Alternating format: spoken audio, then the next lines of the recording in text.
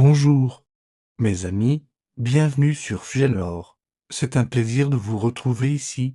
Prenons un moment pour respirer ensemble. Imaginez, vous avez 18 ans.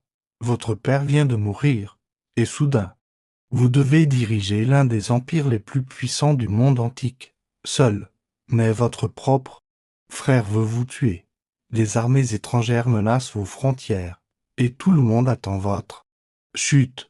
Tout le monde a tort, ce n'est pas seulement l'histoire de Cléopâtre, c'est une histoire sur l'intelligence, le courage et la force d'une femme que le monde entier a essayé d'oublier et qui n'a jamais disparu.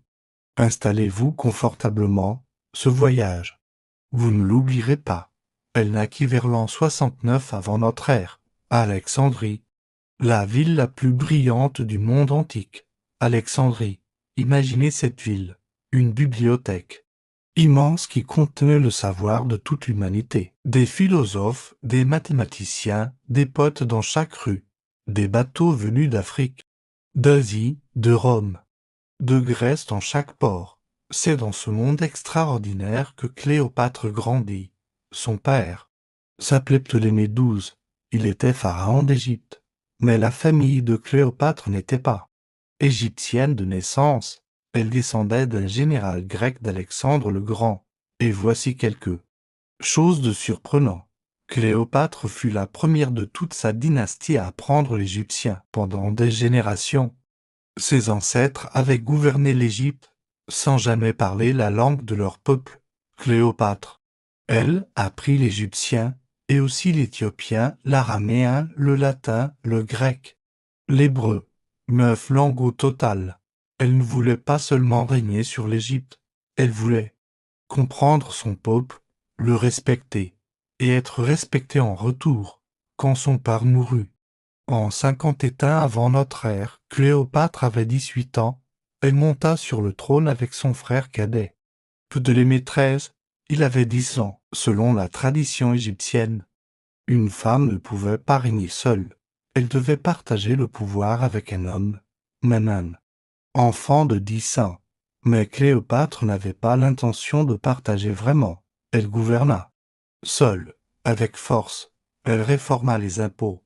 Elle protégea les paysans des fonctionnaires corrompus. Elle parla à son peuple dans sa propre langue, et le peuple l'aima. Mais ses ennemis grandissaient.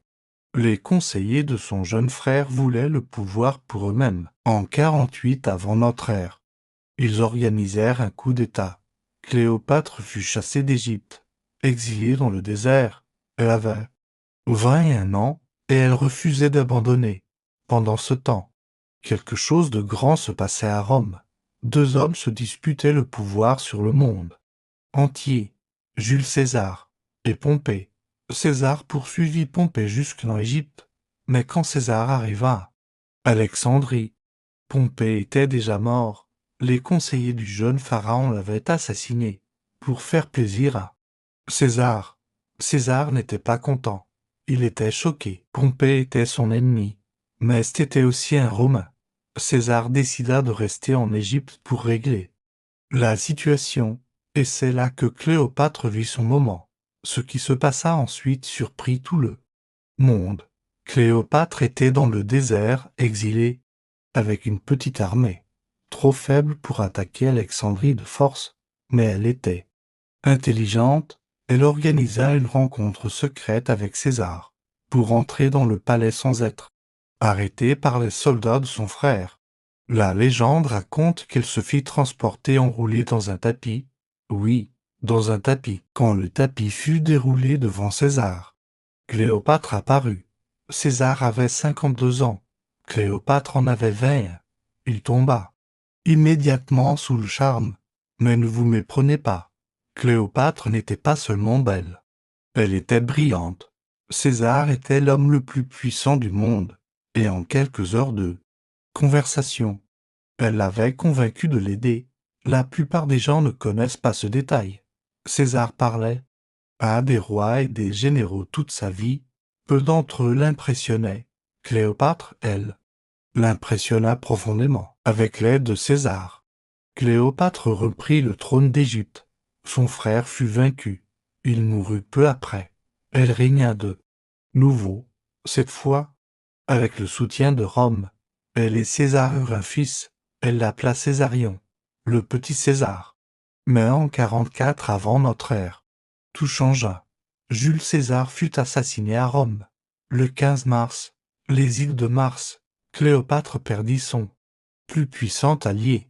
Elle rentra en Égypte avec son fils, et elle attendit de voir qui allait prendre le pouvoir à Rome. Deux hommes émergèrent, Octave, le neveu de César, et Marc-Antoine, son général le plus fidèle. Ils se partagèrent le monde romain. Octave prit l'Occident, Antoine prit l'Orient, et l'Orient. C'était le voisinage de l'Égypte. Marc-Antoine convoqua Cléopâtre. Il voulait lui parler, la juger, comprendre ses intentions.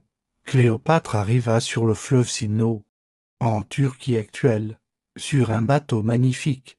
Les voiles étaient en soie pourpre, les rameaux argent. Des parfums brûlaient sur le pont. Des musiciens jouaient, et elle était au centre, habillée en déesse.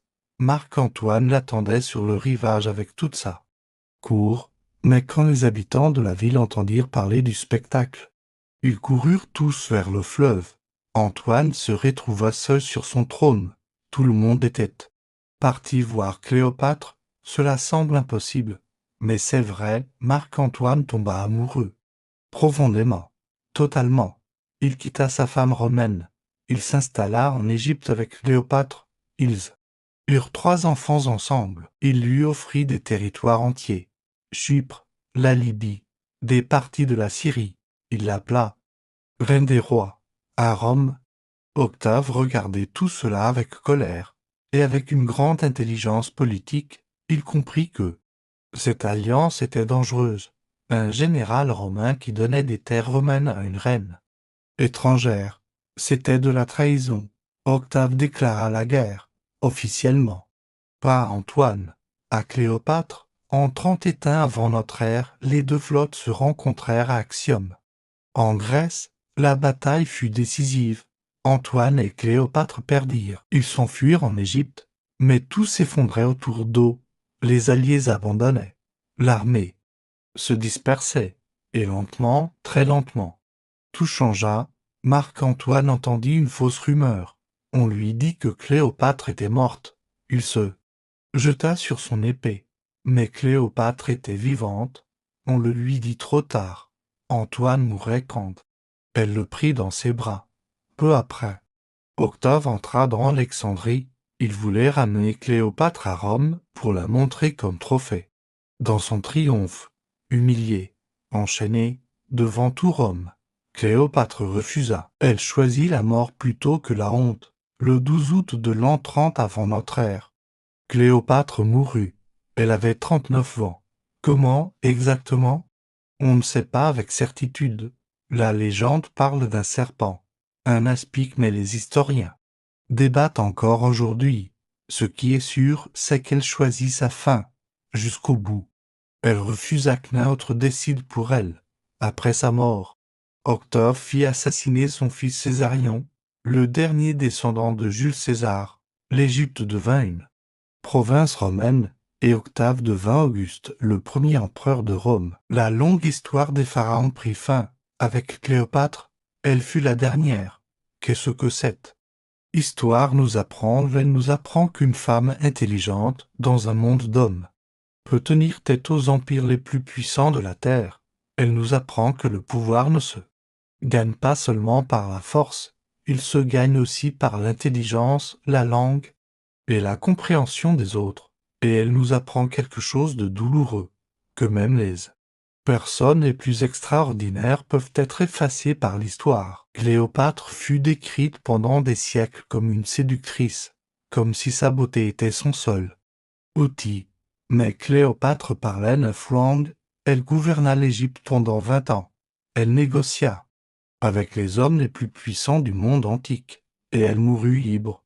Ce n'est pas l'histoire d'une séductrice, c'est l'histoire d'une reine. Si cette histoire vous a plu, laissez un commentaire. Dites-moi ce qui vous a le plus surpris. Étaient-ce les 9 langues? Le tapis? ou peut-être sa fin. Abonnez-vous à Fjenlore pour ne manquer aucune nouvelle histoire. À la prochaine fois. Continuez à écouter, continuez à découvrir le monde, une histoire après l'autre.